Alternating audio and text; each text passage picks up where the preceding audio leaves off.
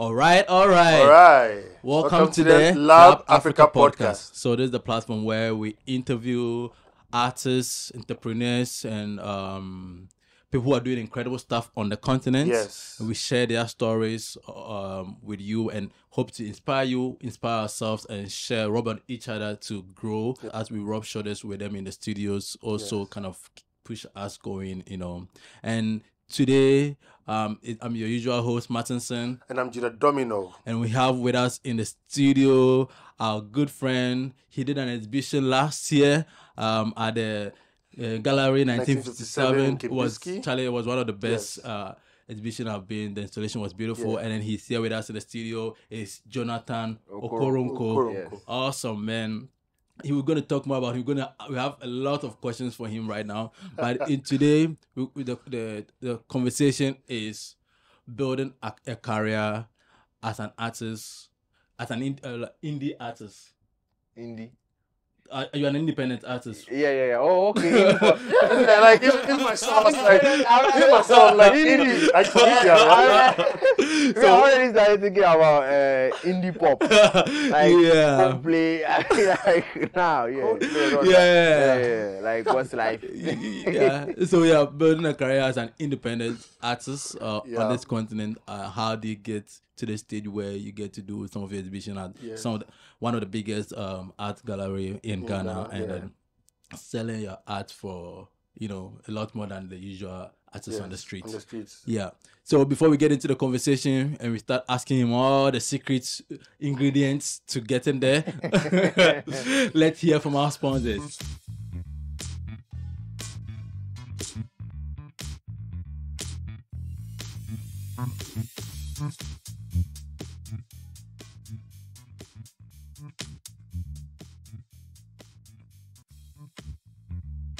All right, Charlie. Welcome to the studio, man. Welcome. Charlie, thanks for Everything cool. Yeah. We really appreciate you making it. Yeah. I'm grateful to be here. Yeah, because yours was like a late prompt. We kind of by chance we met at the last exhibition. And then we had a conversation, and then you were excited to share with us, come to the studio and have a conversation with the boys. Oh, I mean, of course.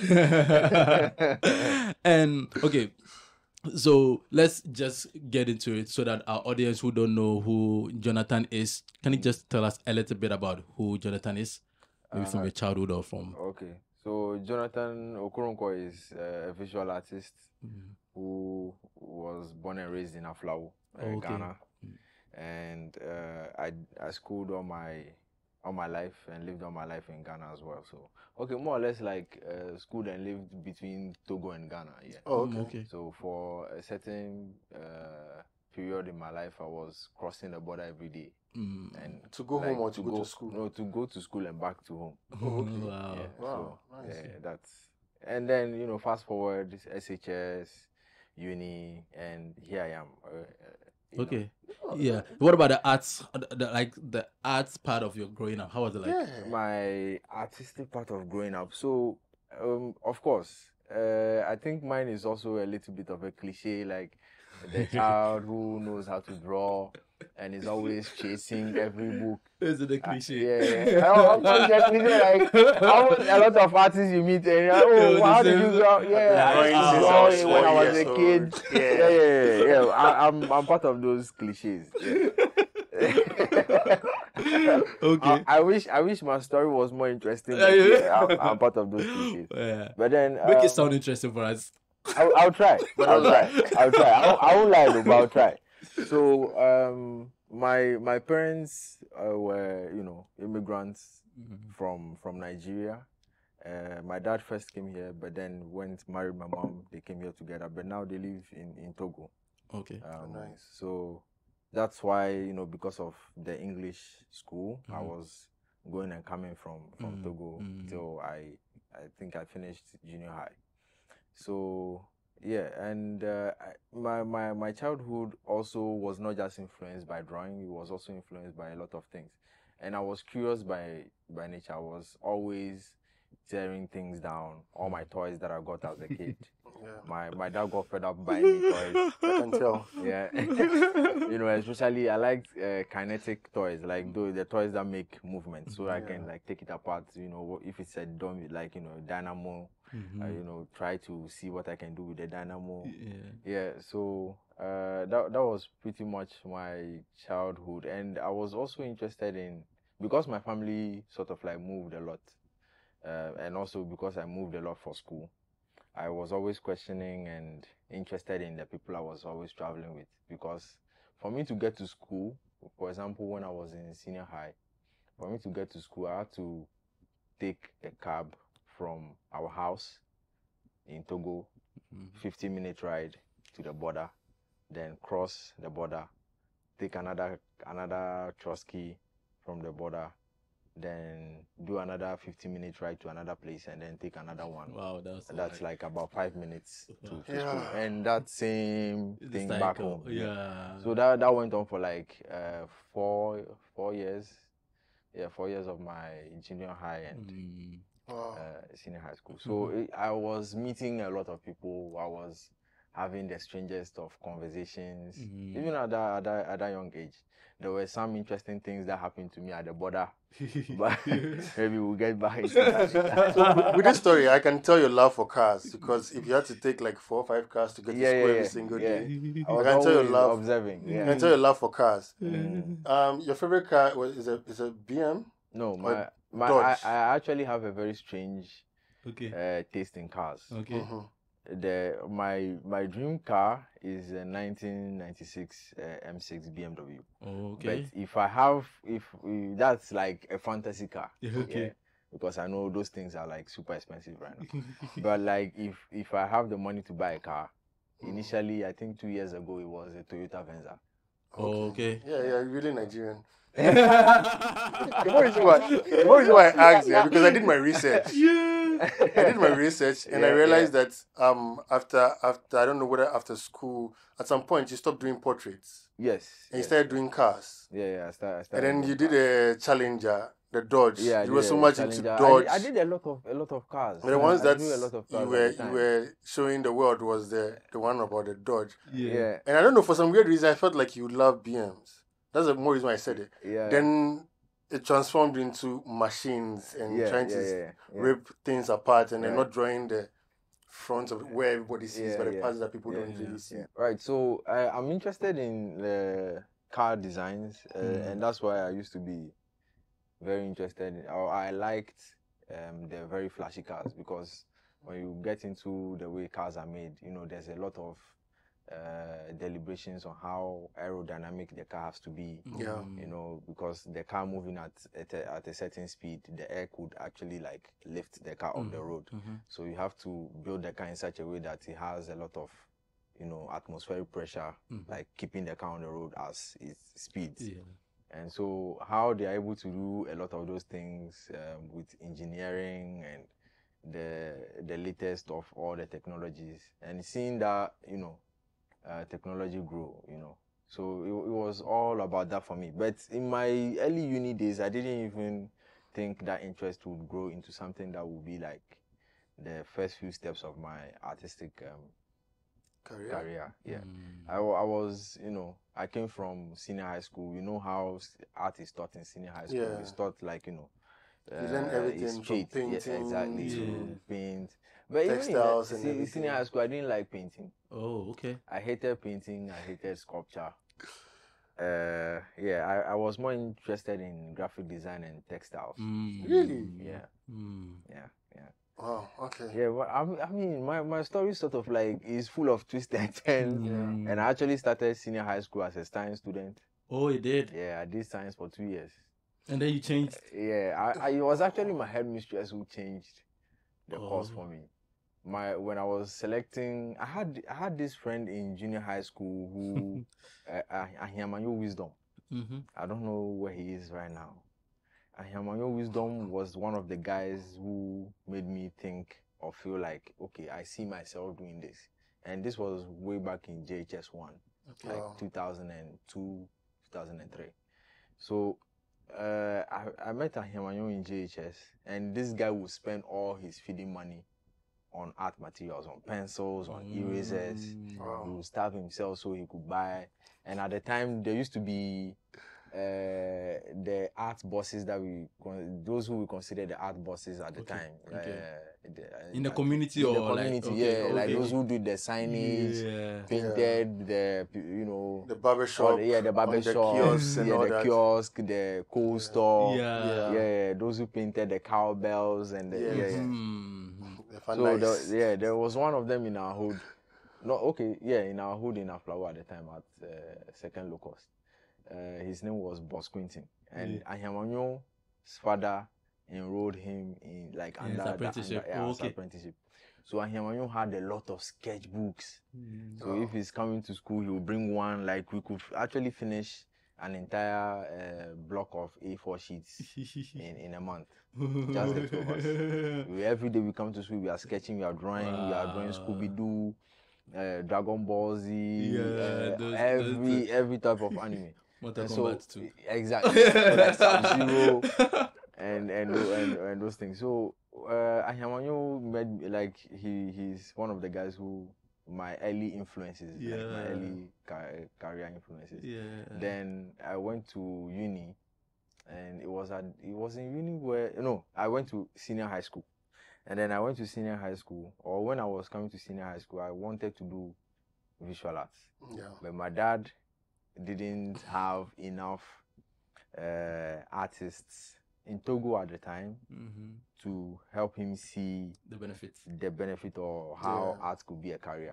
Because it was usually, I think, something equivalent to what we have in art center.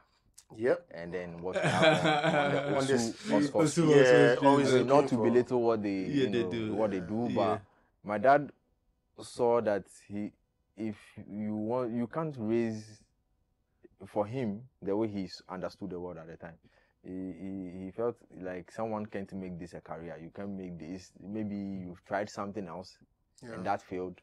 And then now this is like your last resort.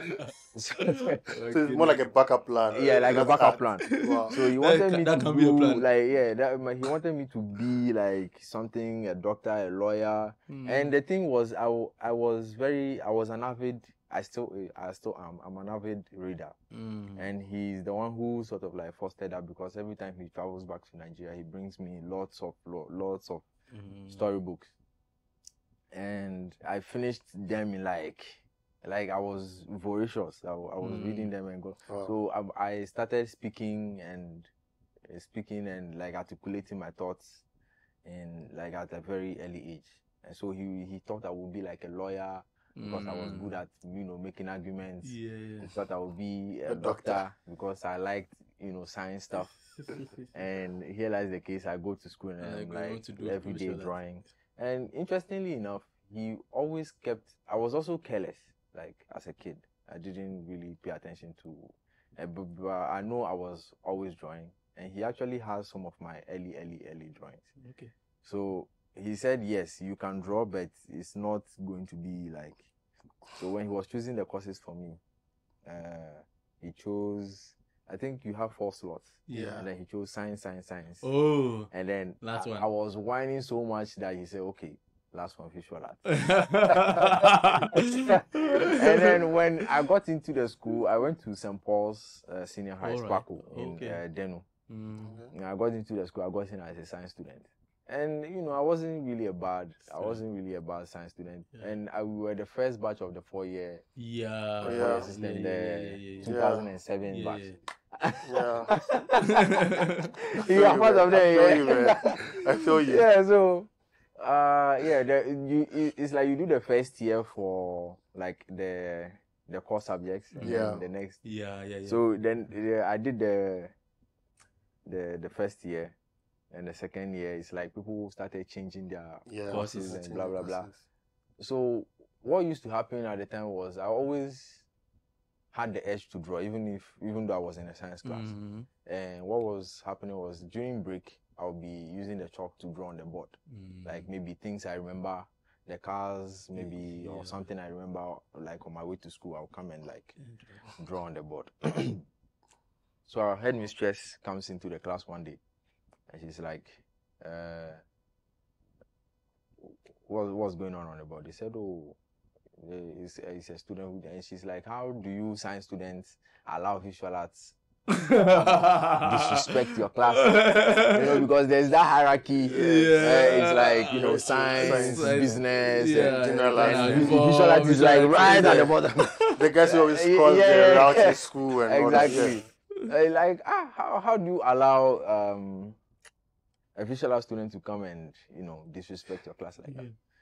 And they were like, no, madam, it's not any visual art student, he's part of us. Like how like what is a guy who can draw like this doing in this class? Wow. When he comes, tell him to come to my office. And then I came back from break and my guys were like,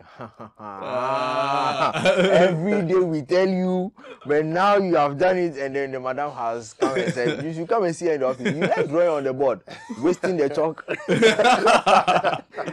So, I didn't go to see the madam because I was too scared. Yes, I admit, I was a coward. I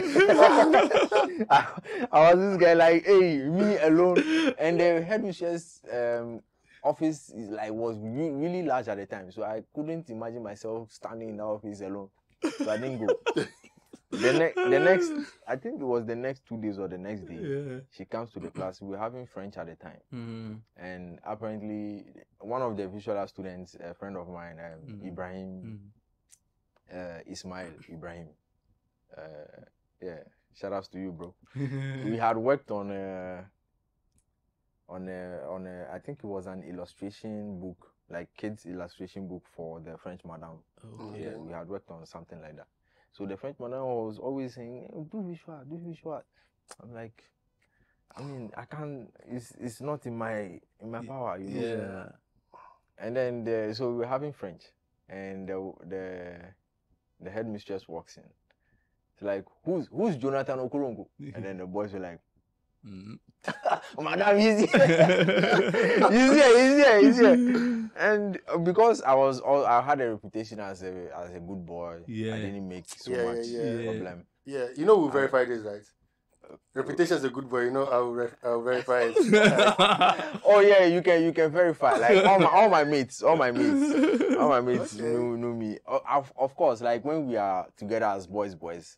I mean, you're the fool. You're the fool. And the point being that I think in almost all my classes till uni, I think even in uni, I was always the smallest. Oh, okay. Yeah. Okay. Because I was jumped. Oh, right. A lot of times. Okay. Primary 6, JHS 1, JHS 2, JHS. I was the smallest. Skinny boy, big head, large ears. So I developed like a lot of defense mechanisms, like being the loudest in the room and being the funniest, the class clown. So I actually got defended by the bigger boys because I'm the entertainer. So but for the teachers, they know this is a good boy. You can't find him among the bad guys. But man, I was, this boy, I know him, he's a good boy. What did he do? And I say, oh no, I came the last time. I saw him drawing on the board. I told him to come to my office. You saw how he can draw, eh? That's the French madam. Yeah, like I've told him to change to visual art. He say he doesn't want to change. Why are you doing visual art?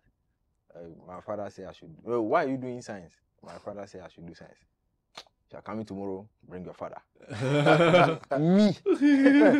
I went, wow. I didn't bring my father.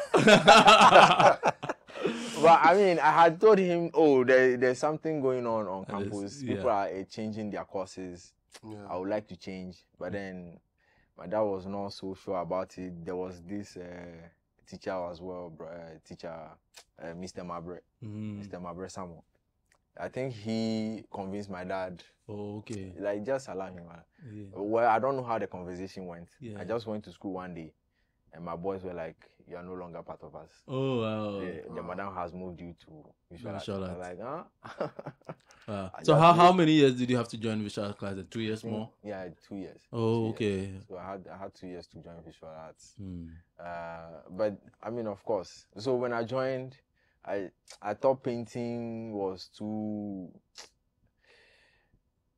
I didn't like the way paint and brush behaved. Yeah, Like, you don't have too much control of it. Yeah, you don't The way have. it Yeah, behaves. yeah.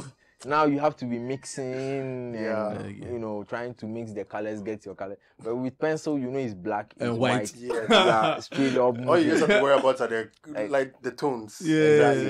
And then I hated sculpture because the guys were always like, my hands too were not that strong. So I was comfortable with my textiles and my graphic design. Yeah. And so fast forward to uni. Okay. So when admissions came, I chose, I think, communication design,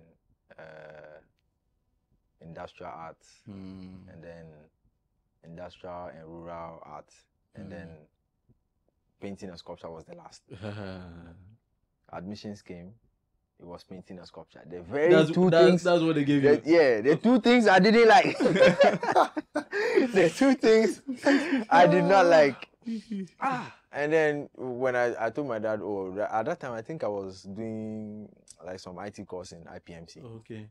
And I told my dad I wanted to continue with the IT. And my dad was like, no, once you've started, you have to finish. Once you started, you have to finish. I was like, okay. Then I went and, so even when I went to school, I was still quite a rebellious kid. Like, okay, so now you've said it. Yeah. Yeah, I wasn't a troublemaker, but I found it difficult because of the way we. You're not following the trends, or I wasn't following the trend. Yeah. Because of the way we understood art in senior high school. Yeah. When I was coming to uni, I was of the mind that when I come, I'll be taught how to paint, I'll be taught how to make sculpture. Yeah. And then I come, and it was at that time that a new paradigm or a new way of looking at art was beginning to develop in KNUST, spearheaded by Caricature Seidu and the lecturers who were supporting him at the time. So when I really didn't, what was that paradigm? What was that shift? So yeah, for a very long time, the method of making art, like there were hierarchies. Okay. There was painting and then sculpture and then every other thing else. Okay. So it's like if you didn't know how to paint, then you are not an artist. If you didn't know how to sculpt properly, and not just sculpt anyhow, like sculpt the human figure or paint the human figure. If you are not able to manipulate colors, and it was all driven by what's happening on a canvas or on a piece of wood and all of that. So the lecturers at the time were trying to open our minds to other aspects of art making, and exposing us to the conversations that had already happened by the turn of the like the 1950s, 1960s. And, when you think about it, 1950s, 1960s was when Ghana had independence. So if, our counterparts were like making these strides in art making already in the West, why should we still be making work that they rejected or that they've revised in 1950? Why should we be doing that in 2015, 2016? You know what I'm saying? So it's like, so now it's like Caricature was trying to help us catch up, and it was difficult for a lot of us, especially me. I mean, I came there to learn how to paint. And now you are telling me something conceptual, contemporary. At the time I didn't understand it. I skipped class a lot of times. I was a very stubborn student. Like I was so stubborn sometimes the lecturers didn't even want to look at my work during classes. I was wild. So when was the turn when you found because so the research I did, I found how you've progressed from paper, doing your pencil, because you mentioned that you like the black and white, right? Yes, doing with the pencil, whatever, on the paper. Then I see, so from the conversation I found out that your love for drawing on the board is what you're using now, because kind of you paint on wood. So when did this whole you figuring out, okay, I want to start doing pencil works. Okay. To now move to but let's start with the transformation. Yeah, transformation. So, even in uni, I was still like bent on making pencil drawings, because since nobody will teach me painting, I'm going to make pencil drawings. This is like the way I thought. Yeah. And so for my for the first 3 years of uni, I wasn't really taking anything serious. Jury they'll ask us to make work for 2 weeks, and I'll just come there with an A4 sheet. Really? Yeah, I was that wild. But then in as much as I was quite, and usually when the lecturers or caricature comes to teach us, I'm like always asking questions, because there was a whole lot going on in my mind. And I didn't also want to come out of university as a failed artist. I wanted like my stay there to mean something, to help me navigate myself as an artist. Yeah. And so during all the classes, I was like always asking questions. Sometimes it didn't end well, but but yeah. So one of the very inspiring aspects of the program that Caricature and Boomer and Castro and other lecturers started was the seminar program. So it's this program where students are given like artists, prominent artists or significant artists that make like contemporary significant artists. They give us a lot of them. They give us like significant exhibitions in the art world, things that change the way art was being looked at. So once you frequent these classes, every single week people are making presentations. So you will definitely find one of the artists who's like inspiring you. So I think it was the last chance for our batch to present. I think that was my final year, first semester. And I was given a friend and I, Kobe Enim, wherever you are, shout out to you too. So we were given Shiharu Shiota, who is a Japanese artist who lives in Berlin. But the work she makes sort of like made everything we were being taught in school, because subconsciously I was still like absorbing the information I was getting, because I like to read, and when I go home I'll go and read, but I didn't understand what I was reading.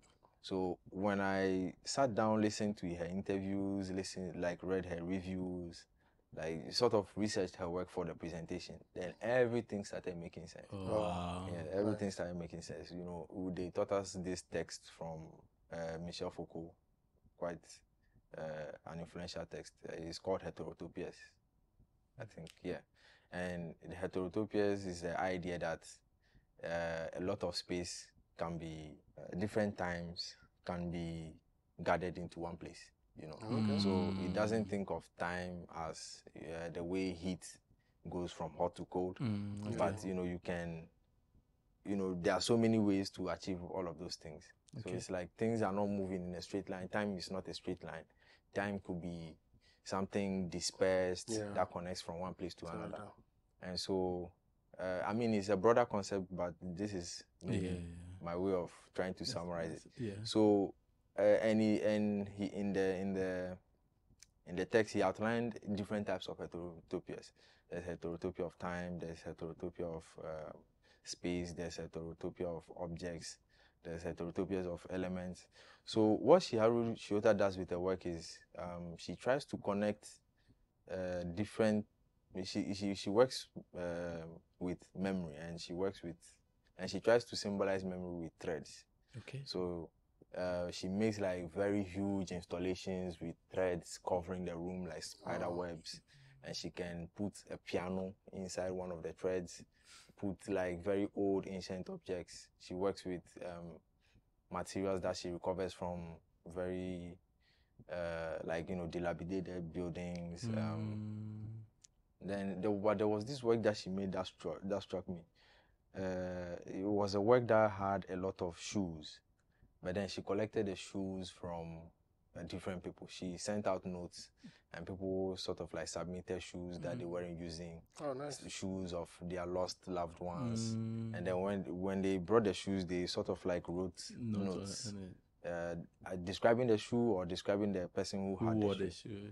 And so when she collected, she had about 4,000 pairs of shoes.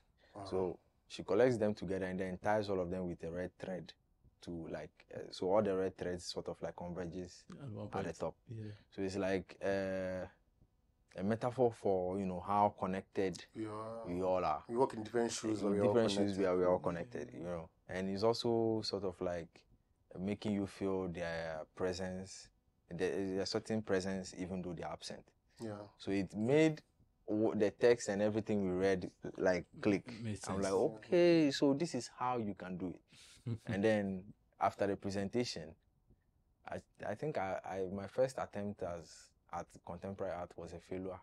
Yeah, I tried making work that sort of looked at you and looked back, you know, so like you look at the work and the work looks back at you, but it didn't succeed. Oh, tell me about it. So it's like a bunch of newsprint sheets. Okay. And then I painted eyes, nose, ears, and everything around, like on them, both front and back, and then taped it to the ceiling in such a way that it's like you could enter and then be surrounded by the whole thing.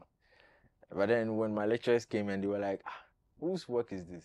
Because they've never seen anybody present something like that. And they said, oh, it's Okoronkwo's work. Okoronkwo, what happened to your drawing? Oh. Go and draw. Oh, okay. So could we say it wasn't necessarily a failure, but because of the expectation of you? Or yourself personally, what would you think of it? I think it was a failure because I didn't even take time to digest what I had. I was just too excited to have, you know, understood that concept that I just went straight and did something and then hung it. And I think you were looking for yourself. I think you were looking for your voice and you were trying something out. Yeah, of course. I think if they had encouraged you and said, oh, wow, this is amazing, it should have been your style up to now. Probably. So that wasn't a failure. Oh, okay. Well, I'm not saying it's a failure in a negative sense. Because I think also that has influence, which we'll get to that. Even your exhibition, your last exhibition. Yeah. Because like the works alone are amazing on their own. Yeah, but then the installation, the out of, how do you call it? The out of earth experience, or no, not out of earth, because I was not on drugs. But out of how do you call that's it? how it kind of look like. No, out of body is like way crazy. Yeah. Like, yo, no, it looked like it's you were in a space. Like, yes, you look like you're in out a of different the world. Yes, out of earth experience. Yeah. With some UFOs and everything, that's with the like engine parts, creeping on the wall and everything. Yeah. I think it's also it added a little bit, but we'll talk about that later. Oh, of course. But I feel like it's not a failure in a negative sense, but I mean, of course, before you find yourself, you have to stumble and gather yourself back. Yeah. And true. So that was when I started making the highly finished pencil drawings of, you know, Lamborghinis, Ferraris. That was the final year. Yeah, that was my final year first semester. Okay. Yeah. All right. And I was like, so the final year first semester, that was when I started making the pencil drawings on paper. Then even with the pencil on paper, I started started guiding me. It's like, okay, now he sees a lot of dedication because now I increase the size. Mm-hmm. So the dodge you saw is like a full, like an A0. A0 size, yeah. So, Kari started seeing a lot of effort, dedication to the thing. And then he started encouraging, okay, now that you are doing this, move to try and look at older versions, older cars, look into the history of car making. Mm-hmm. So I started looking into the histories, drawing very old Cadillacs, old Fords. That's what's up. Yeah. And so from there, I think I stumbled across a Volkswagen, like a very old Volkswagen, but it was rusted, semi-rusted and still painted. Mm-hmm. And that's when I started becoming interested in like those that broken down. And then from there I started going to like really, really damaged ones, like burnt cars. And then from there I started, then the paper space was not enough anymore. So I started like looking for other surfaces on which I can like, draw, like, large, like increase the size. And then I stumbled across plywood, and, it was already big. And yeah.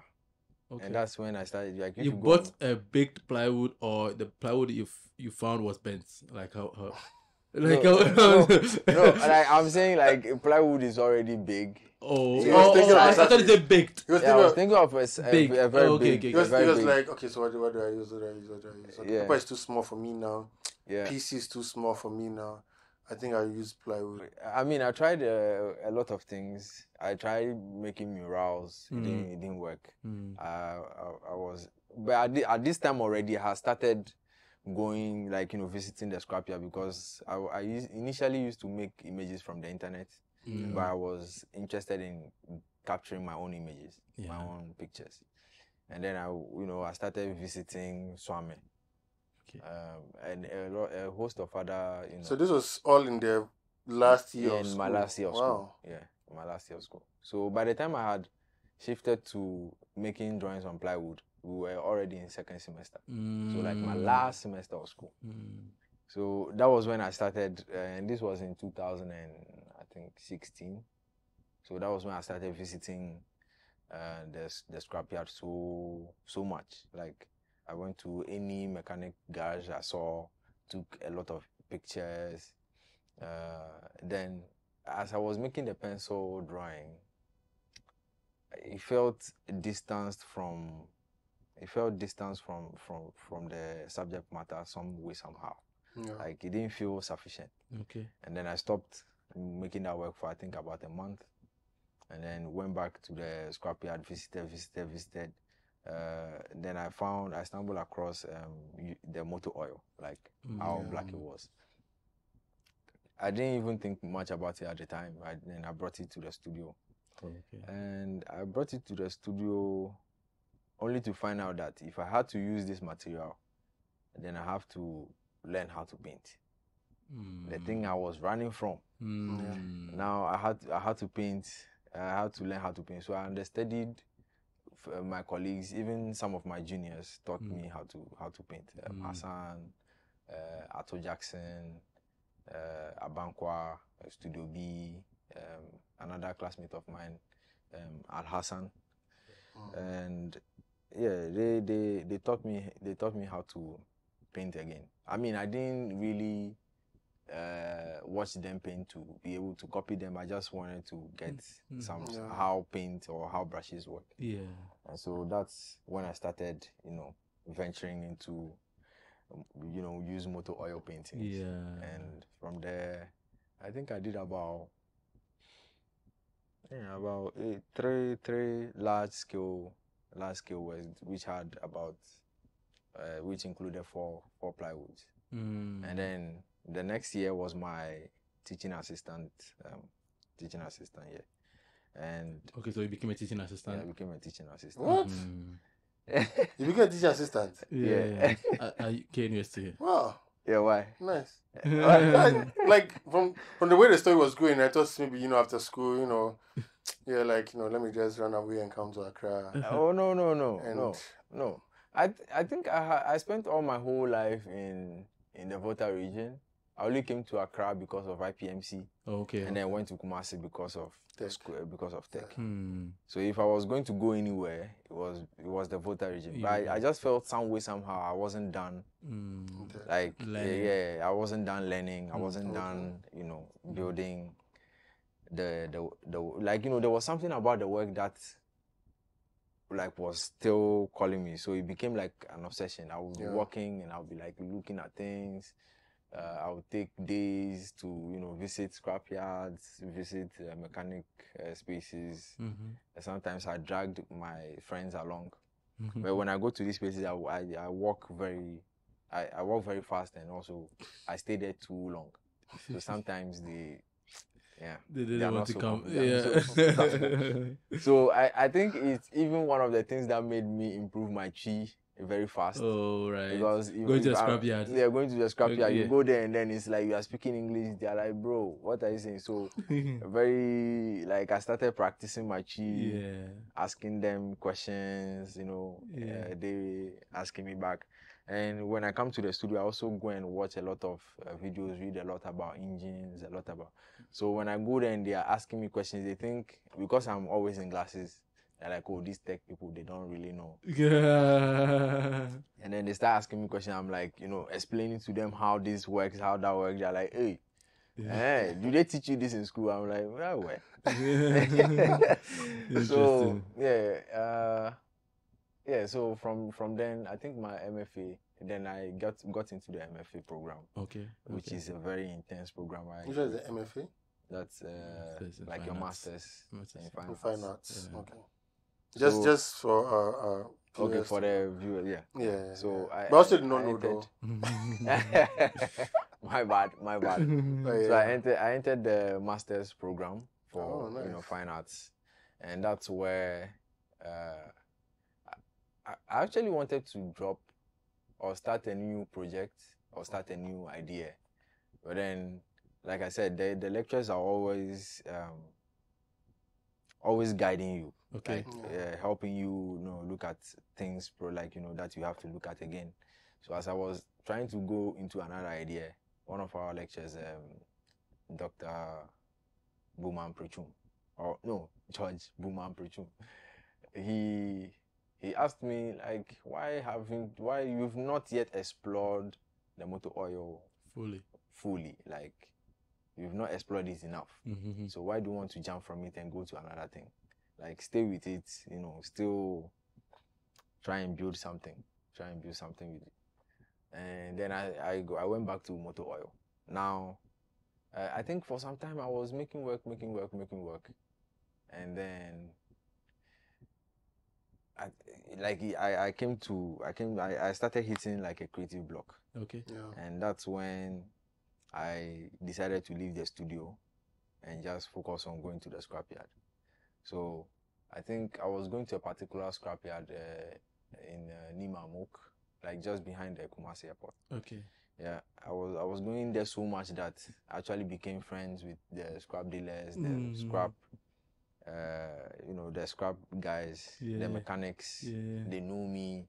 So I was going there so much that one day, they needed help, and then I joined and helped them, and that's how I became an apprentice at a truck fixing garage. Wow. Yeah. Wow, doing your masters? Yeah, doing my masters. Okay. Doing my masters. So I was there for. Now you're making the story interesting. I was there for. I think it's one of the things that also like made me stay quite a while doing my MFA, because the program is usually 2 years. But then because of me using it, I think I hit a block for close to a year. And then the next year was when I started like going to the scrapyard. So I think I stayed about 4 years, 2 more years after I was supposed to graduate, which were like very 2 important years. If I had graduated after that, I don't think my would have improved or discovered. Yeah, exactly. So I started frequenting the space, and then I discovered, what happens when, the car battery has sulfuric acid inside.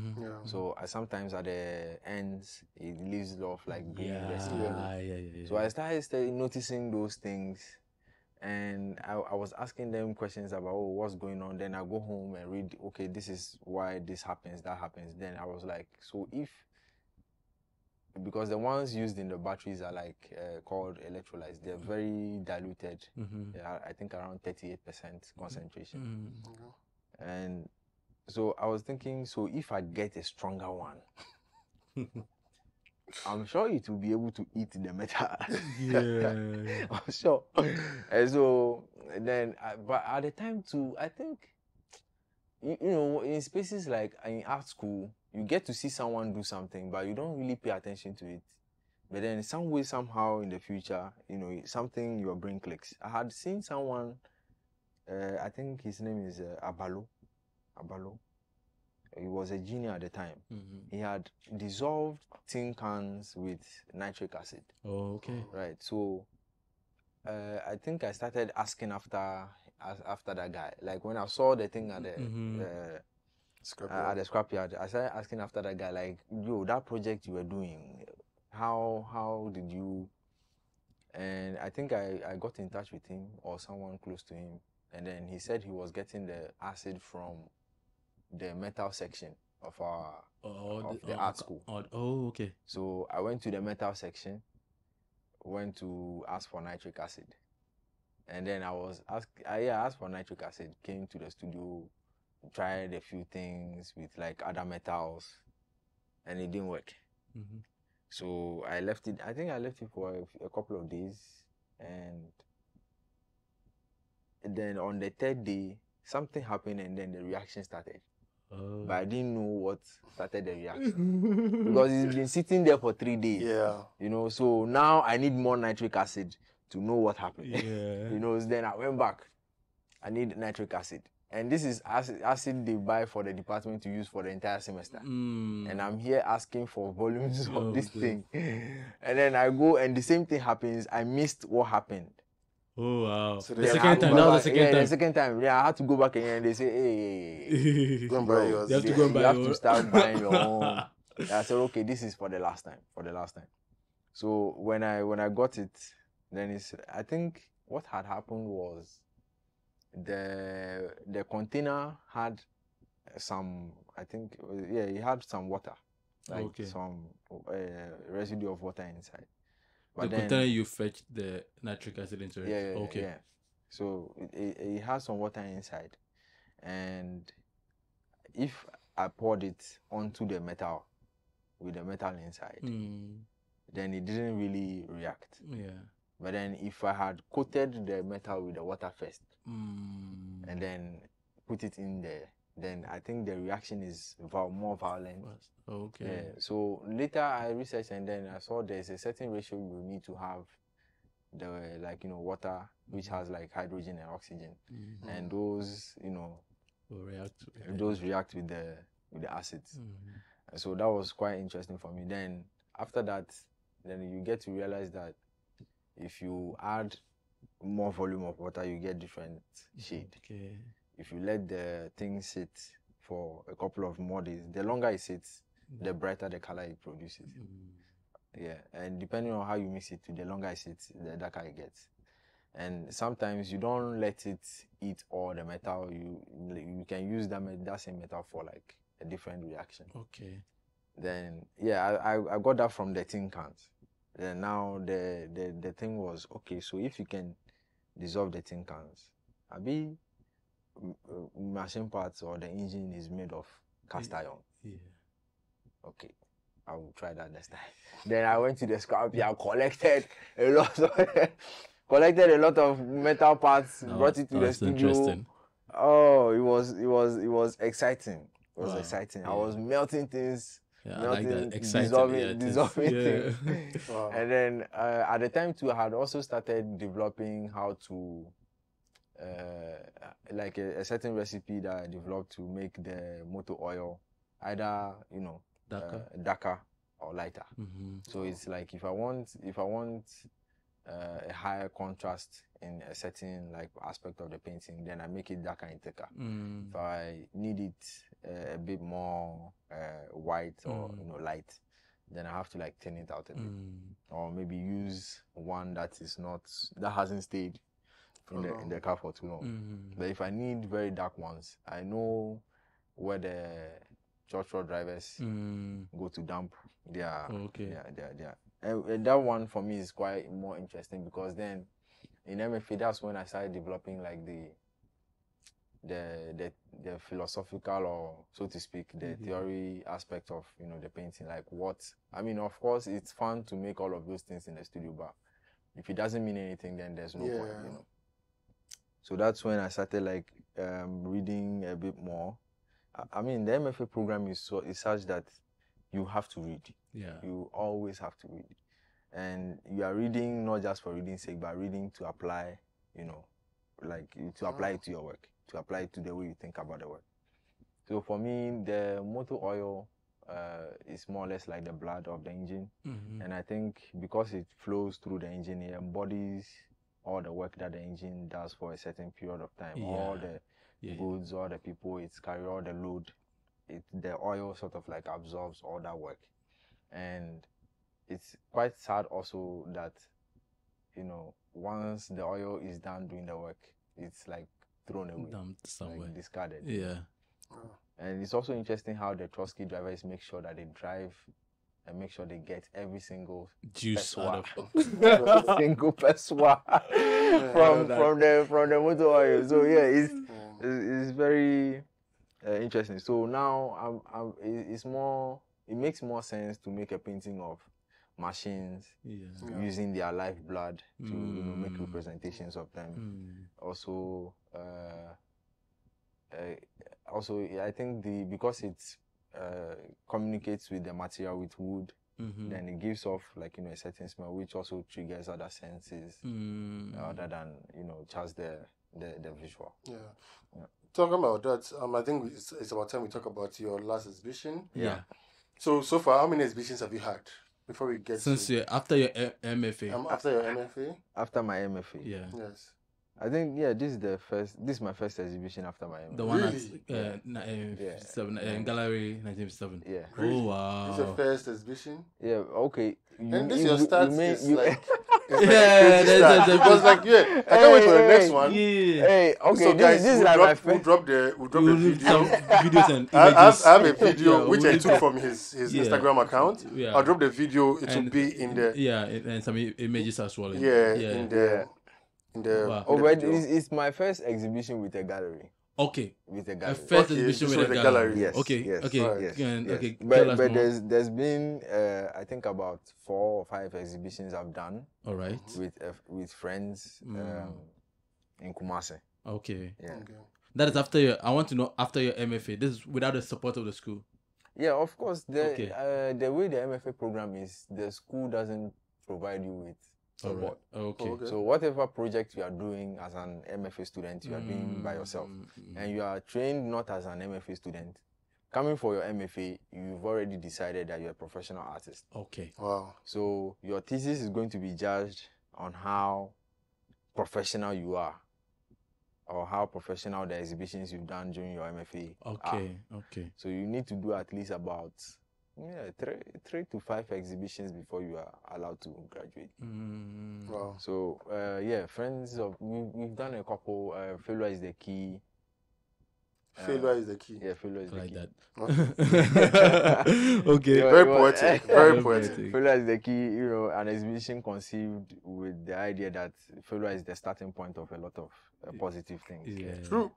So 3 of us that did the exhibition, we all start our works from where things fail. Yeah. Hassan was part of the exhibition. Okay. Samuel Bankote, who had an exhibition with Compound House, was also part. The one with the coffee and the coffee and the faces. Crest. Something. So at the time he still makes paintings with animal blood. Animal blood, yes. So animal blood and coffee. Exactly. So Samuel Bankote working with animal blood, which is like the failure of a living organism for another organism to live. Hassan working with failed architectural designs, architectural paintings, and even architectural skills, and employing all of that into his sculptures. And then me working with the failed state, quote unquote failed state of machines. Okay. So that was one. Then we did a couple of I had done 2 exhibitions when I went for an exchange program in Germany. And then there was another one Hassan and I did, which was a pop-up in one of the scrapyards. Scrapyard. Yeah. So exhibition at the scrapyard. Yeah, exhibition. Nice. Nice. That's nice. And then my final thesis exhibition, which is called Condemn, Contempt. Condemn, contempt. Yeah. Condemn, contempt. Coming from the way those who scavenge for scraps, shout in the neighborhoods like condemn. Yeah. And then contempt for me is like it connotes how the fast rate at which these condemn. Also contempt. Yeah, so contempt. Okay, yeah. Oh, not contempt. Okay, no, not contempt. Okay, so condemn. Contempt. Yeah, okay. Contempt. So that's chi. That's chi. Be in hurry. Yeah, be fast. Yeah. So if you go to the scrapyard, things happen at a very alarming fast rate. For real? Yeah. Like those guys are so fast. You can go today, like maybe this evening, and meet a huge mountain of rubble, scrap, and then the next day is gone, like disappeared, like you won't even know. No trace. No trace. A VIP bus enters there, and in the next 3 days, it's no longer a VIP bus. Yeah, and it only takes one person. Wow. To tear it apart. What? Yeah. Wow. Yeah, we are really crazy. Talented. Those guys are super skilled, man. So experiencing, because that was the space I was researching for my thesis, trying to see how I can, because I'm not a scrap dealer, I'm not a mechanic. So how do you did apprenticeship? Yeah, that's what I was about to say. I have the skills of maybe a mechanic or once a scrap dealer, always a scrap dealer. Plus you paint with engine oil. Actually, what had happened in that exhibition was, I think the exhibition was, raising a couple of questions. Which one? Because the final one. The final one, condemn. Oh, okay. Yeah. So with that exhibition, I was raising a couple of questions as to the mortality of, these machines, and how, such a space transforms them, and how, they enter these spaces, and instead of becoming dead, they are like becoming alive in different ways. Okay. So the scrapyard is like for me it's a type of afterlife for this machine. And it was also, that space was quite interesting because the scrapyards and the mechanics were almost coexisting in the same space. Sort of like how the hospital and the mortuary works. So it's like, on this side, people are struggling to save their machines' lives. And on the other side, they are waiting for the machines to die. And then take it apart. So it's very interesting for me how, and also on the scrap side, whatever metal that enters there, there's no hierarchy of metals. Once it's, is heavy and is a metal object, it goes on a scale. And however amount it weighs is the amount that you get. Yeah. So it's very, very interesting. It doesn't matter whether it's from Mercedes or Toyota. They don't care. Once it's condemned, it's contempt. Yeah. Contempt. Once it's condemned, a bit contempt. straight. So then I started asking myself questions like, okay, if objects can enter into this space and lose their identity, lose a certain meaning that's attached to them. Yeah. Because maybe a Benz S-Class can be whatever it is outside. Yeah. But once it gets to the scrapyard, it's just the same as a 1950 Toyota Camry. Yeah. So how do you apply such a logic to the work of art?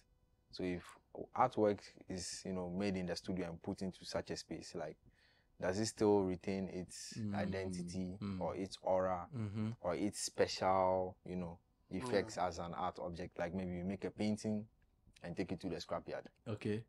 Is it a piece of cloth? Or is it sticks? Is it a couple of nails? So that's how they take apart a whole lot of things. So the whole exhibition had about 25 pieces of mine, like scattered all over the scrapyard. So those who were invited from the school, like I call them the art audience, were expected to also experience the space by going on a treasure hunt. All right. To look for the works. So some were very obvious and some were, discreet. And I still have about 10 of my work still, hanging and around in the space. Oh, nice. That's in Kumasi. Yeah, that's in Kumasi. Okay. And I did this show 2021. Okay. Yeah, so the works are still there. And yeah, and then there was also another aspect of the work.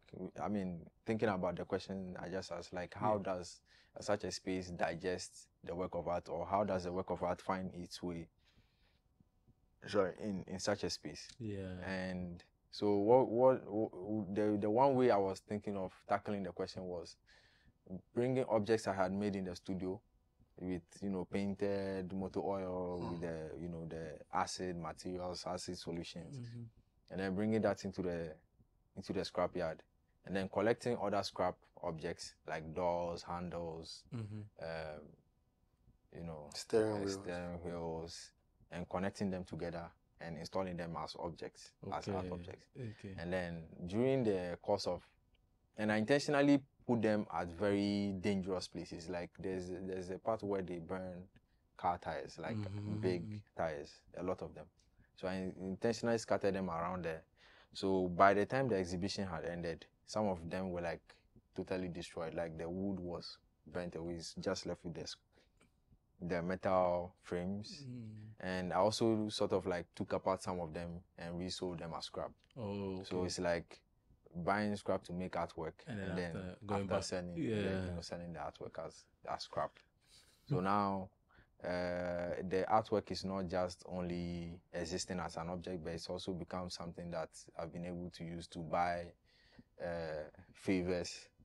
Something that I've used to buy relationships. Nice. Something that I've used to. Definitely, that was where the conversation was headed. I was gonna come and ask about all this place. So how do you move from a scrapyard to Gallery 1957? How do you move from a scrapyard in somewhere? So I mean, in Kumasi, right? And then how to have your art exhibition in Kempinski. I was waiting for that for you to learn, and then but now you started talking about it. So then, can we continue? So how do we get it? I did this in 2021. And had finished. I think I used the following. So I came to 1956 Gallery 1957 at the beginning of 2022. Okay.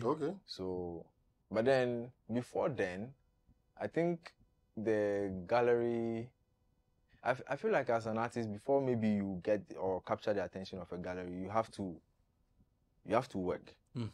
Because the gallery can work with you as an artist or take you seriously as an artist if you don't have like a practice. And then you also have to have been practicing for a while, like have proven yourself as an artist before the gallery sort of maybe becomes interested in your work. Because the gallery had shown interest in my work, I think in 2016. Oh, okay. Yeah, in 2016. That early. That early. But at the time, it wasn't really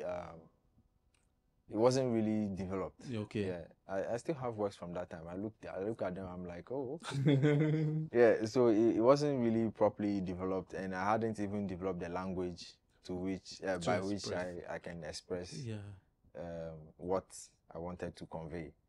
So the gallery showed interest, and I think 2 years after that, but then I still wasn't comfortable enough to show myself to the world, because I wanted to like test my ideas, test them, and be sure before I was able to work with any other gallery. So it was I had done the project and documented it, shared images, and then the gallery reached out again. Okay. And that was end of 2021 or beginning of 20? I think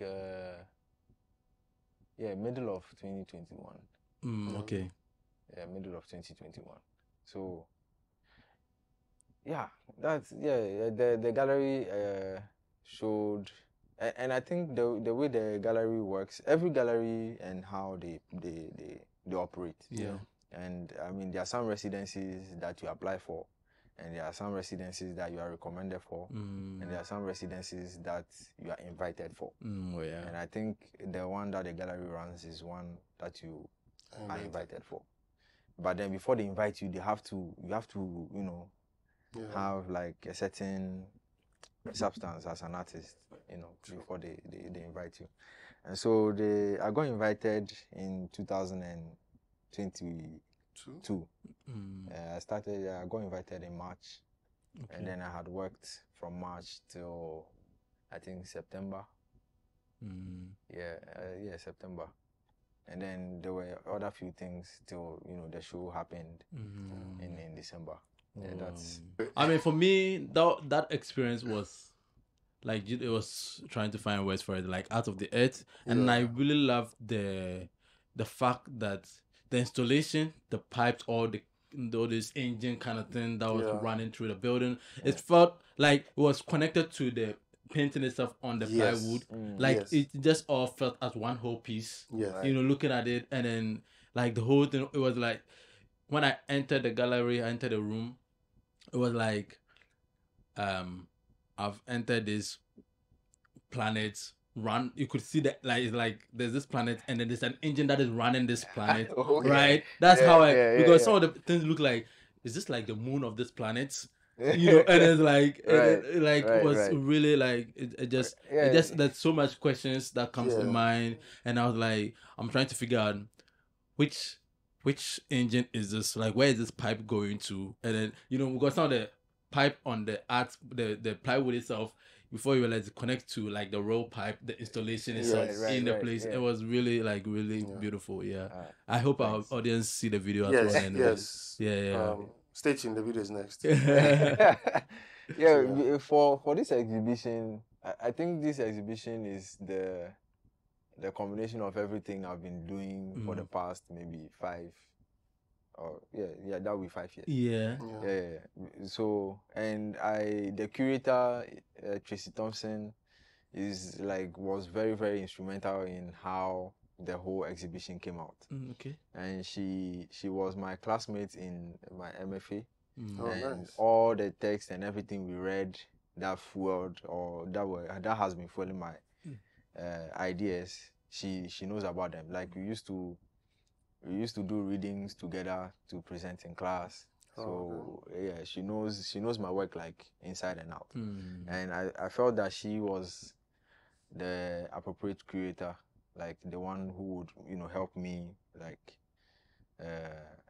organize my thoughts in the way it came out in the exhibition.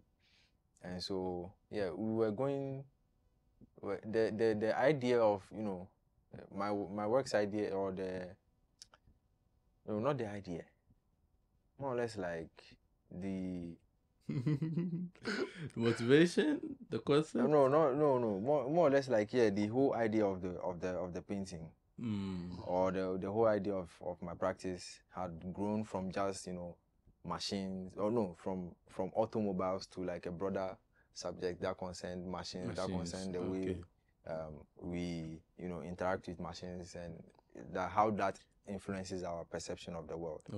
And I also have been considering how all these things that we mine from the earth to make machines or to make objects were once elements floating in space, and then they've come together through like millions and millions of years of processes. They were even at one point living things. So the crude oil, the minerals that we use, the fossil fuels, all those things is like going sort of like reusing the life of ancient living materials. And so Tracy herself is interested in organisms and microorganisms, microbiology. Her work is like super interesting. She literally turns food into plastic. Like Indomie, Wache, and all of those things. She turns that into plastic. Like, I mean, phone cover type of plastic. Really? So she's very interested in like microbiology, and also the melting aspect of my work also has to do with chemistry. How elements can violently react with each other. My painting or my work is not as she describes it in the curatorial text. She says my work is not a gentle kiss of paint on a canvas. It isn't. No, It's not a gentle kiss of paint on a canvas. It's like a violent reaction, and which also emulates life in a way, because a lot of things, a lot of the reality of things is very, very violent. You need something to die for you to live. So that's where we were going. So in as much as there's some aspect of like rigid, hard-bodied machines, there's also some aspect of organic and unpredictable. I think I could feel that organic part of it. That's what I was saying. I could feel like it was like a planet with moon, almost like a place that things were moving on. So we were thinking of how to make an exhibition that embodied the organic aspects of machines, like the organic life of machines, and not just that. Once they are broken, they are forgotten and dumped away, like out of sight. But in as much as we do all of that, they still, affect our lives in different ways. And not just our lives, because humans tend to see things from like a human standpoint. It's we are the center of the universe. We are the center of the universe. But we don't know that objects are actually the center of the universe. Like we are just part of this a system of things, or a system of elements that's like happening to each other and with each other at the same time. So in as much as we humans are the ones seemingly controlling places like the scrapyard, but the objects themselves are also communicating with each other. They can become part of another object. Some of the most interesting thing I've seen an engine block used for was to stop erosion. In swimming, there's a place. They bury like really huge, like the ones in the exhibition. They bury a lot of them in the ground to stop erosion. And so that alone is even holding the landmass for you to be able to walk on.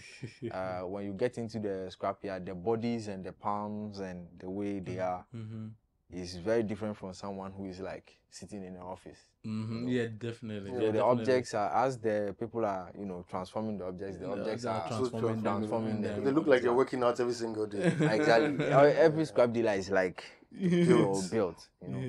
So we were looking at how at things from the object's perspective. Sometimes they might even be gossiping about us. Like, true. Yesterday I sat some fat person came to sit in me, and I struggled so much. Then maybe the other car will laugh. I carried firewood the other day. Remind me of Thomas the engine. Exactly. And I was, which is why this animation is one of my favorites so far. Cars. Cars. But anyway, that universe is also quite interesting. Wow. That's beautiful. I'm interested, as much as I'm very interested in how you came to discover your art style. I'm interested in the money part of it, right? Let's talk about it. Like, because we have to know. Is there something else you do alongside this, or full-time artist? Okay, so the project we run in Kumasi, or the program that is run in Kumasi, is such that Black Star Lines Kumasi, the way it trains artists is to be able to. Whose program is that? It's led prominently by Caricature. Okay. But there are also other. Professor Caricature Sedu. But there are also other lecturers and also other professors who support students and it's more or less like a contemporary art incubator. Okay. So Black Star Line, because I've heard of it. Yeah. So there is more like an incubator for for contemporary artists. Yeah. Okay. Yeah. It's so it's Black Star Lines Kumasi. It's very different from the other Black Star. Yeah. I mean, the one that we sent to the concert. The concert. I knew that's one. Yeah. So there is the concept, there is the shape, and then there is the. It came from the ship. It came from the ship. Yeah. So all of you, like as in like took your names from the ship. Yeah. No, Professor Caricature took a twist to it. It's actually based off of the black hole. Oh, okay. The black hole. The way the black hole can be able to absorb everything around it, and then like sort of like take it to very infinitesimal points where like even the thing becomes data, like you know, is dispersed. So it's a star that's now dead, and then it's like transforming everything around it into something else. You get what I mean? So the incubator is sort of like absorbing, you know, artists, absorbing every type of, you know, creative, and then transforming them into something different. And then, but then it's also a play on the Black Star Line, because the Black Star Line's ship was, you know, the first black ship that was like black captain from Africa to sail from Africa to the Americas. And it had a lot to do, you know, with emancipation. Definitely, and so Black Star Lines Kumasi is in Kumasi to emancipate the art practice of, you know, the artists in Kumasi. So the way we are trained there is to emancipate not only the practice but also the economic aspect, like economical emancipation. And so artists are actually encouraged to, you know, do other businesses, get into like do other things to be able to raise money to fund your independent practice. And all my project has been funded. I used to be a graphic designer. I used to make pencil drawings, like portraits, pencil drawings. Commissions. I was pretty good at it at the time.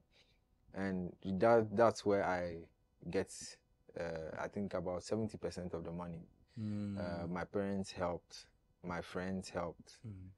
There were times I was so broke, I only could depend on my friends. Guys, keynote, there were times. It's not a time now. There were times. No, there were times I was like so broke. I mean, not that I'm so rich right now. I'm still broke, but broke. Like, I keep hearing this word. Like broke, you know, broke but rich in complexion. So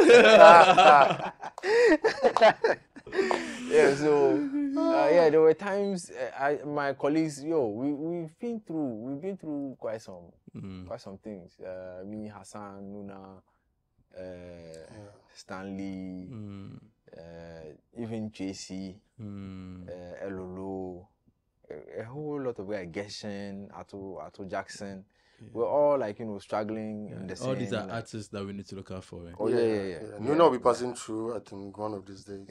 And those we struggled together. We supported each other. If there were things that we needed that we couldn't pay for, we sort of like became the labor that made those things happen. And also because of the way the program is run, there's no gap between the year groups. So it's like a final year could help a first year make work. A first year could help a final year make work. They could, you know, share studios. They could, you know, interact, share ideas. So if anyone, maybe even the master students were always around the undergraduates. So if you come to, you know, our studio yard, you wouldn't even know who are the seniors or who are the you know, juniors, quote unquote. So if we are making projects like the one I did in Kumasi or the ones we did, even Philo is the key. We had a lot of help from, you know, the community, from Black Star Lines. And because we all know that we are trying to emancipate ourselves, both intellectually and financially, we know that if we don't help each other, there's no other way it could happen. So, you know, boys throw their backs.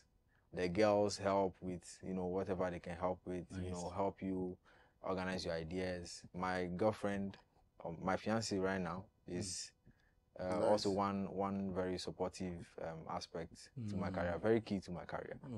Because like even my project, all the projects I've done, she's the one who's been helping me manage the finances, sometimes she takes on some of the projects. Maybe I'll send her things to proofread for me.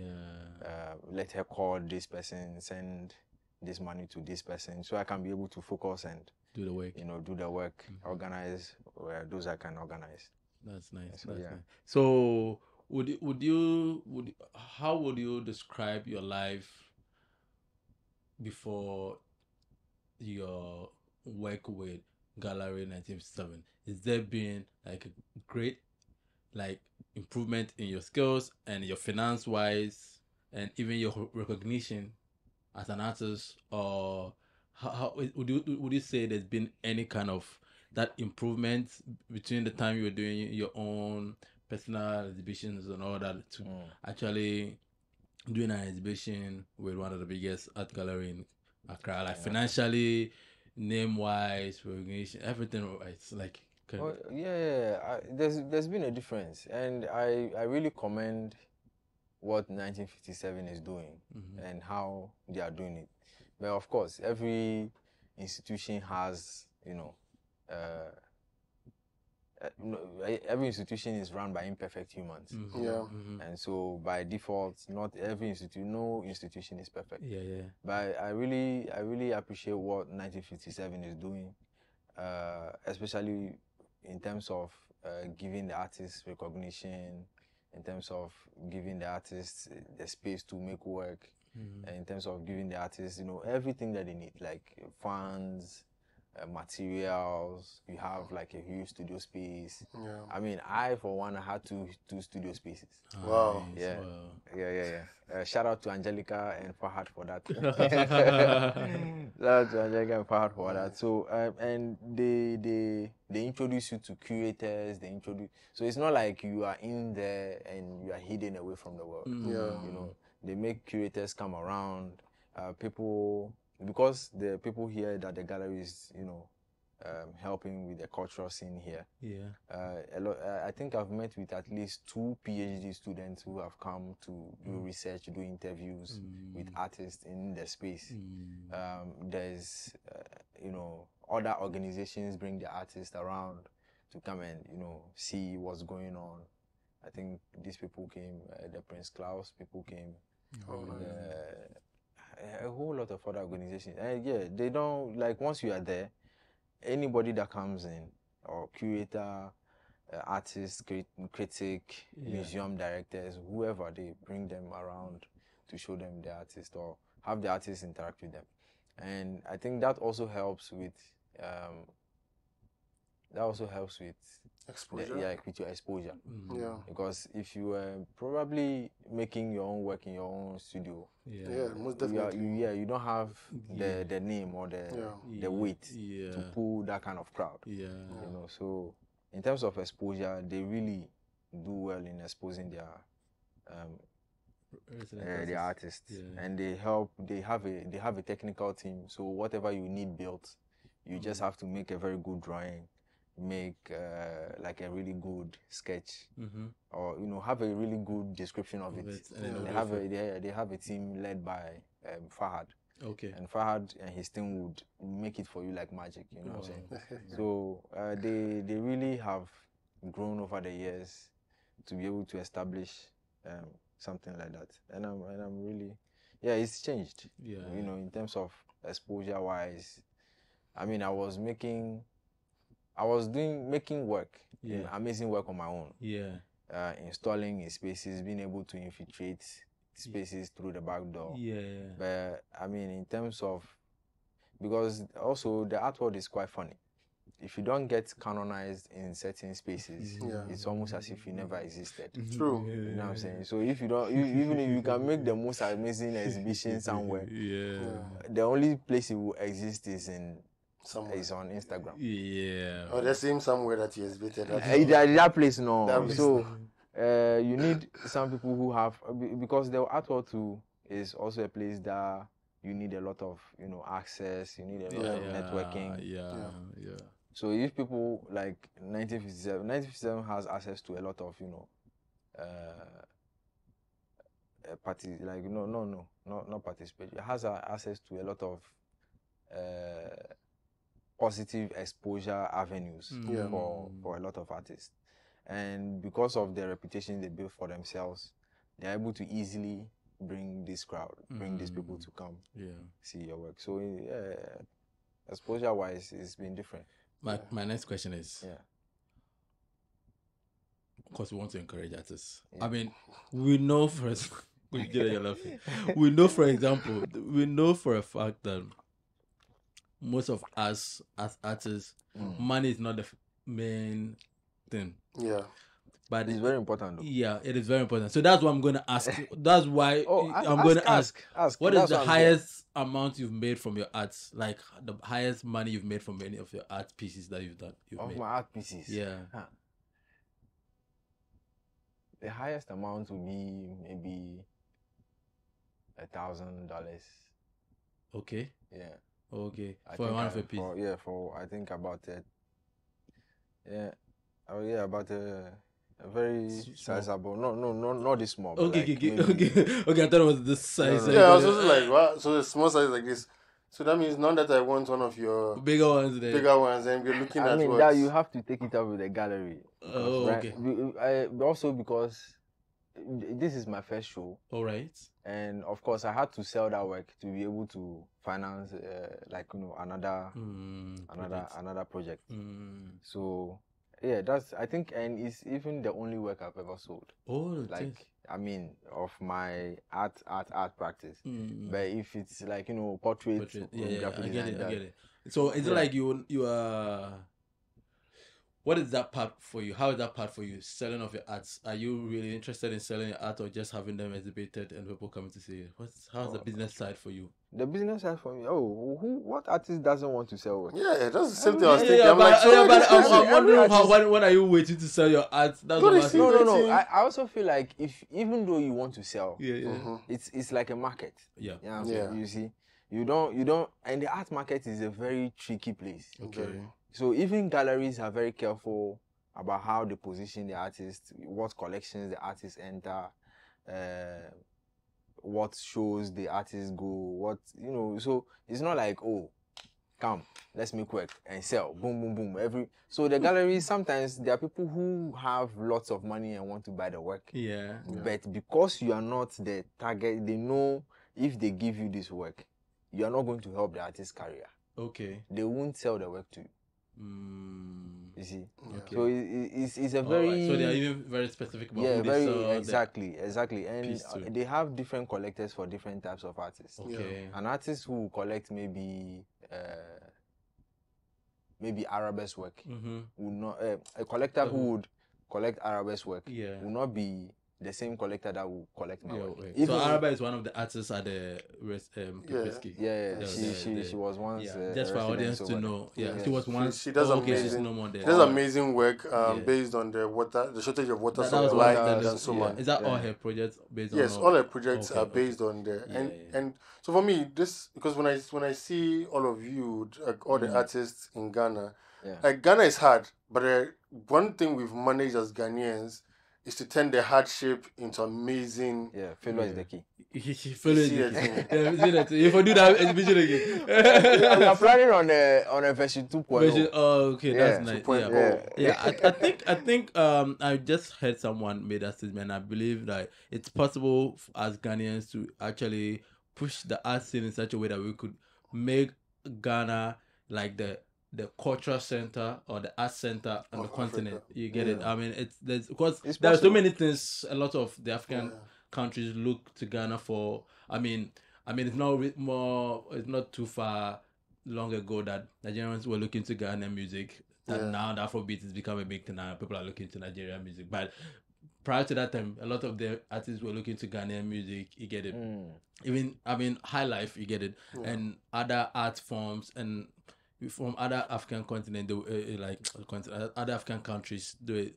So I believe we still have a real vital voice within the art space with regards to fashion, regards to people like yourself, your arts, the fine arts, the music, and all of that. Yeah, I think when you look at the kind of like the patronage, people who go for exhibitions, a lot of people who go for exhibitions may not be able to afford the paintings.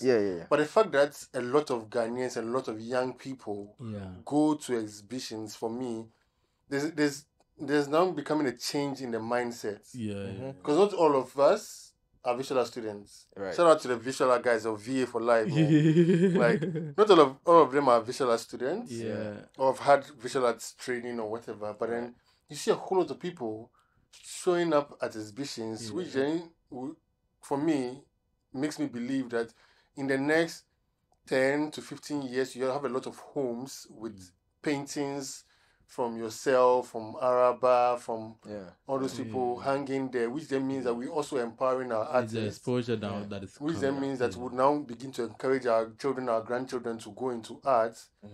And then, I mean, it's already happening, even with high schools, junior high schools. Ibrahim's project that's happening in Tamale. There's lots of schools going there day in, day out. So the kids over there, I'm very, very positive that maybe in the next 20 years, the way their perception of the world would be very open, would be so, like, vastly different from the previous generation. Then when you come to Accra too, I think Arabe's exhibition, a couple of students from one of the schools in Ridge came around. My show to students from, is it St. John's? St. John's came. Maybe I'm getting the school wrong, but they came around, and so these spaces are opening up, and it's good that the young generation. I mean, I'm part of the younger generation. We're all part of the young generation. the young generation. So for me, I feel like there's hope. There's hope. So talking about that hope part, you had that challenge of parents. I mean, not just you. It's not. We all had challenge of our parents having that difficulty to accept the art talent, the art part of us. What would you say to encourage now you being able to break through some of these challenges that you may face with regards to maybe parents not really understanding the benefit of you pursuing the art, or sometimes even the school thinking like, why do you want to? You are brilliant at maths. You're brilliant. How are you doing?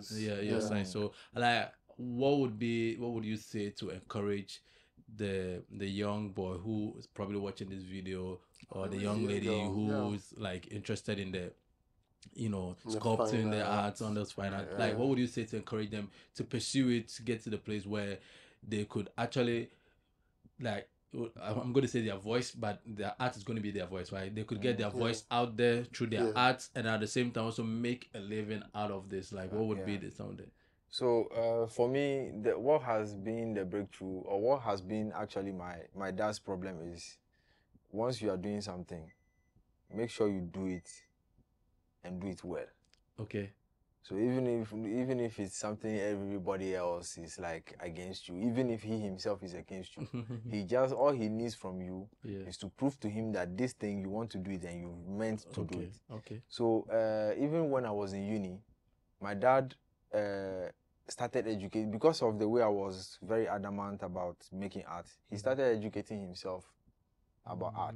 So he got a subscription to I think DSTV or one of the cables, and he watches DWTV, Euromax.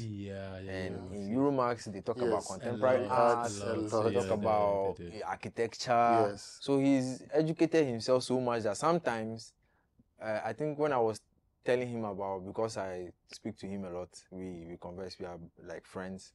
So sometimes I'm like explaining, the concept. And then he's like, oh, yeah, I remember one artist like that. He did some work like this. Then I'll probably mention the name. He's like, oh, yeah. Yes. Okay.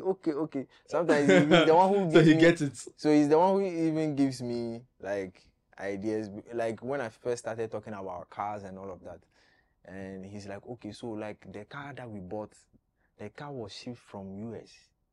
So as we are using the car now, it's like we are together with the ghost of those who have used it in the US. I like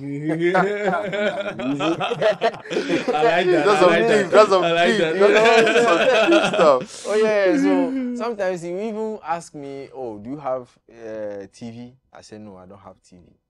Well, how don't you have TV? You're a student, you don't have TV. How will you be watching and know what is going on in the art world? Wow. How would you know? Wow. There's YouTube. Of course, yeah. And then one morning, he and my mom called me, and I think they were watching a documentary on this very significant artist, Njideka Akunyili. Mm-hmm. Yeah, her works have been in biennales all over the world. Okay. And so it was a documentary on her, and her father was on the documentary. All right. And because the father is Igbo, okay. My parents too also can relate with like his experiences. Yeah. It's like me. He was speaking in Igbo. He said he never ever thought Njideka will use this drawing to achieve anything. If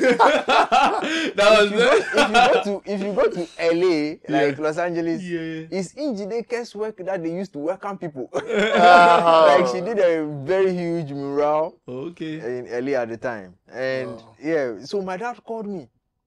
Do you know of an artist called Njideka? I said, wait, Njideka?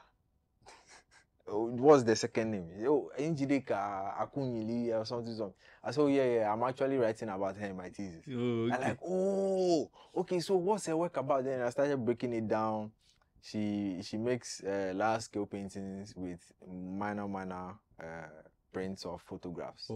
From her album, from her family albums and all of that. And I said, that because of the way she uses photographs. That's why I'm writing about her, because I also use photographs in a similar way, where I take pictures from different scrapyards and at different times, and then bring that into the studio and cut all of that from different times, different places, and bring them onto one flatten all of that into one. And then that's what I translate onto the plywood. And they were like, okay, wow. I didn't know you know them like this. I like how you did the accent. I like it. He switches and he gets here. I'm like, okay. I didn't know you know the thing like this. So I'm like, oh yes, yeah. So I mean, he's been. I like that. Once he got to see that I was serious about it, and he started seeing a whole educated himself, because he's a really good. He's big on education. He doesn't believe that as a person you should be, narrow-minded or cornered in one field. So he educated himself so as to understand what I was doing. That's so beautiful. What I would tell the up and coming juniors. I'm also an up and coming, but what I would tell them is, their experience might not be as fortunate as mine. My parents actually started warming up to the idea of me being an artist. There are some people who would not even want to consider the idea or even think about it. So what I would say is they should just prove that they are serious about it. Because whatever you choose to do in life, be it music, be it painting, be it engineering, life will find ways to test you. Yeah, that's true. Life will find ways to test you, to test you to see if you really mean, if you really mean what you to do. And once you break through that hurdle, I mean, there are more hurdles on the way, but once you break through each and every one of them, you become stronger and stronger. I like that. For me, at the time, as for art, one thing you should expect is self-doubt. It comes unexpectedly. You'll be on your best mood, and then one day you are in a Trotsky going home. You're like, bro, what am I doing with my life? or there might be moments where you might see, I know someone like myself. I have a friend who also is she's a musician, and then she sees certain places certain musicians have gotten, and then she self-doubts herself, the way these musicians are so good, and they've gotten. I don't think I can get there. That feeling it comes and it comes like a thief. Yeah, You'll be. All my friends, every single one of them has been through this. Okay. Yeah, Stanley. There was a time Stanley was depressed for like 2 weeks. Wow. This guy just lies in the studio and counts the rafter. I'm like, bro, you go mad. Oh, there's times when Hassan has, like, you go and holler Hassan in the studio and it's like Hassan is on some low energy. Yeah. Low energy. Wow. Yeah. Because I know him to be like a high energy kind of vibe. No. Yeah, sometimes, and it's all maybe because of the art you are doing, but like there's also pressure. Yeah, definitely. Yes. You know, there's like, you know, life is just like hitting you from different angles. You know, and it comes to everybody differently. Yeah. Like for me, believe it or not, like there was a time when I actually went to my head of department and was like, I'm going home. I'm done. I called my girlfriend. I'm done with this art thing. Wow. I'm going to find some business and do it in the house. Wow. I call my parents, please prepare. I'm coming home. Wow. So like, but it took a lot of advice. I told Hassan them, so I was like, oh bro, it's over, man. Like I tried. I've done my best. I tried. Wow, challenge. No. So I think this is what we need to make it known to that. It's sometimes I feel like a lonely journey. Sometimes you have people around, like you have people around, but it's gonna be like that tough journey because as he was talking about it, I just could relate to the fact that I wanted to build a career as a storyteller, right? Through designs, you know, through animations, and then eventually we're doing films. It's like at a point it was I got to that place where I had to quit everything. You know, and I said, okay, now I need space where I could think freely. So at that moment, I just decided to stop the work, the church I was going to, what I was doing, the business I was doing at that moment, everything. I wanted to go to Bible school just to go and then just free my mind. Right. You know, so for me, that was like that moment for me. You know, like I really wanted to. You're like, you guys laughing.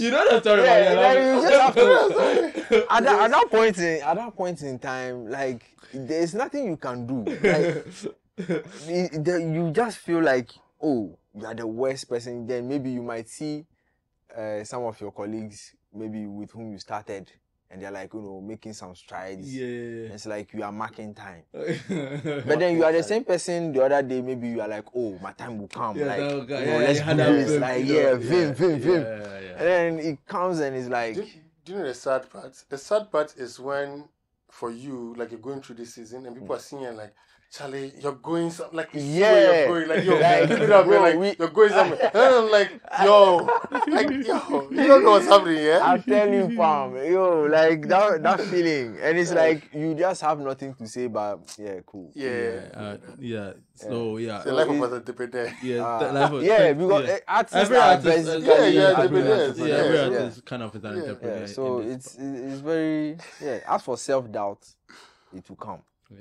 But then you have to find a way, like maybe someone or something that can be able to pull you out of that. And for me, going to the scrapyard was what pulled me out of that depression. That was when I just stopped everything in the studio and just started going to the scrapyard 8, coming back 7 in the evening. Sometimes I even stayed over till the next day. So it's sleeping in the scrapyard. Not necessarily sleeping. I was like more or less roaming the space, checking it out in the night. Wow. So the moral of the day is that, guys, when it gets tough, take it to the scrapyard. Get deeper in the dirt. Get deeper in the dirt. I think that's when you have to, like, you know, immerse yourself more. Definitely. There will be family members who say a lot of things. What are you even using? How will you even feed yourself with the art? Huh? Like, so you want to be playing music. So what are you going to do with the music? What will you do with it? You want to be drawing. You want to be drawing. What will you do with the drawing? I know. So I like also something you said earlier, as the fact that you need to prove. But you're not just going to prove to others, but you need to prove to yourself that you really want to do this. And that's for me. That's also like one thing I always. So I was telling someone who was asking for advice, I was like, I'm not going to advise you to stop this. I'm not going to advise you to do this.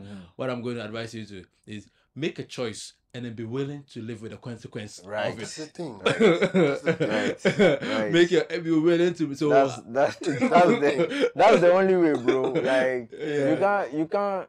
And I feel like if you make the choice by yourself, it's easier to live with the consequences than to listen to someone and then always have blame the person. Not even blame them. Always have the thing in your mind like, what if I had not listened? So I mean, try it and thanks so much, man, Charlie. It's been a really wonderful conversation. Like we've gone, I really enjoyed you've taken us like enjoyed that it. journey deep inside Jonathan's mind and everything. And then and this was the same thing. Like this, every time when I have a conversation with him, this is what happens. Really? So, imagine the day we were shooting again Bisky when I went to. After. For me, when I came out, I was like, this guy he's not an artist. He's a scientist. Because like. He's a philosopher too. Like he's a philosopher too. Like his philosophy behind his art. I was gonna, it's amazing. It's always refreshing to have conversations. Thanks. I like the philosophy you behind your art and everything. It's really. I'd have felt bad if I didn't come for your exhibition. No, you couldn't have missed that exhibition. Like it's not possible to miss. I really appreciate you guys for inviting me on your podcast. And then definitely I'm waiting for the next time we're going to invite you over for the podcast. Where that time probably we're taking your work to mass. Someone's one of us taking to work. When you're worth like $3 million, please don't forget that. Like we were the first podcast, right? You've been on. Yes. So please know that this video will even be worth $3 million. so just understand. Hopefully. Charlie, it's been like the whole conversation, the philosophy behind everything has been awesome. It's been great. I really looking forward to your next project, because you mentioned that you have a few more projects happening, some installations to do in Kumasi, some other exhibitions and all that. Would you want to just give us just for our audience so that before we get it? Okay,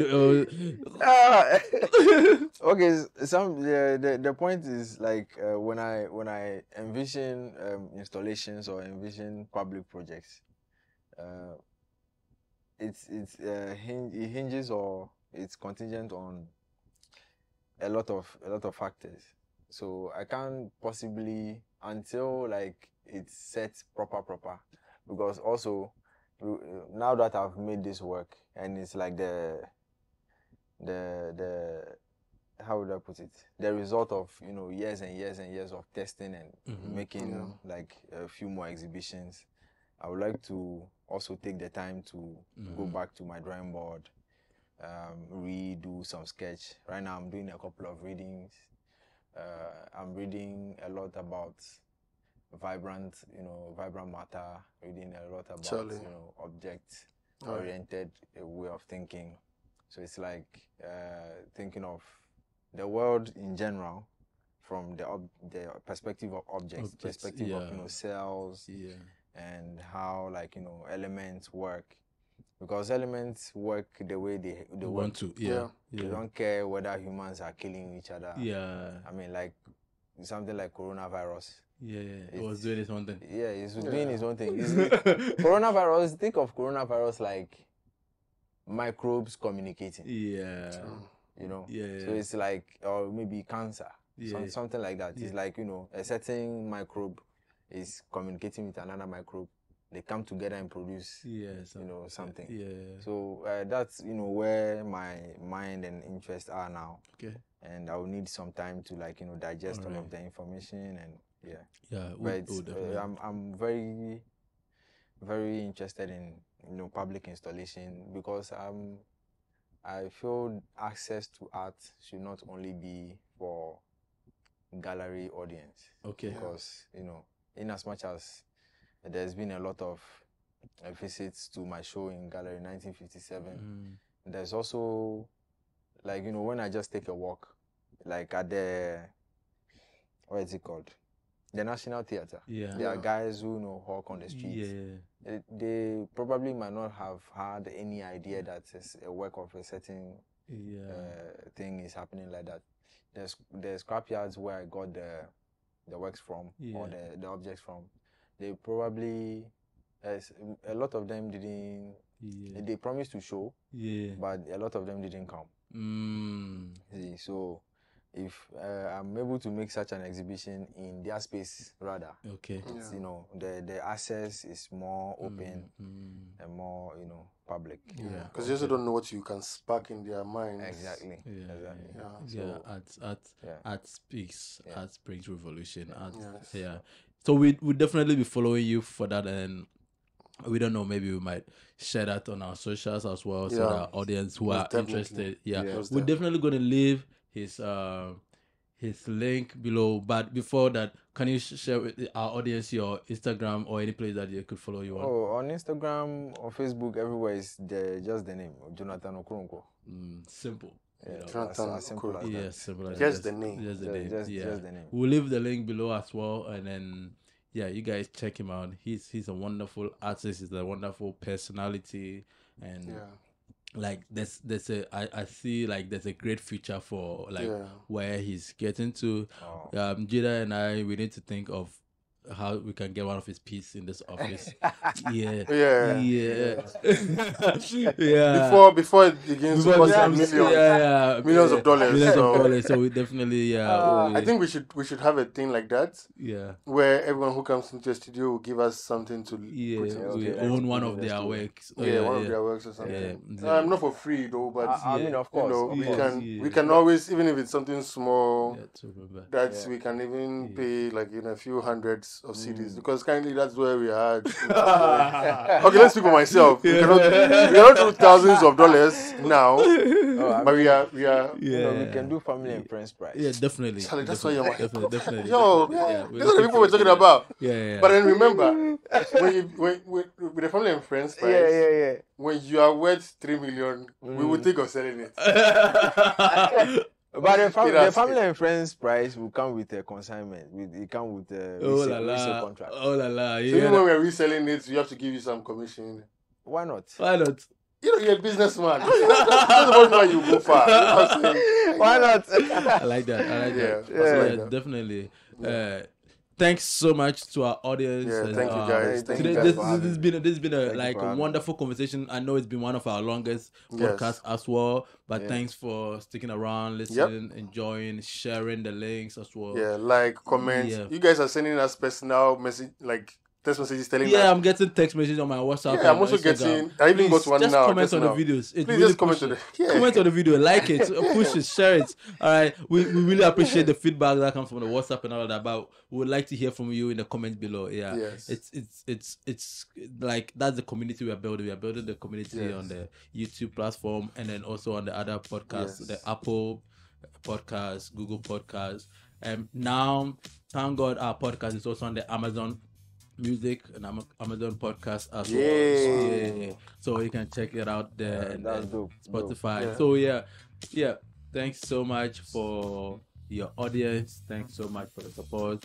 And like we always say, let's make Africa great again. Peace.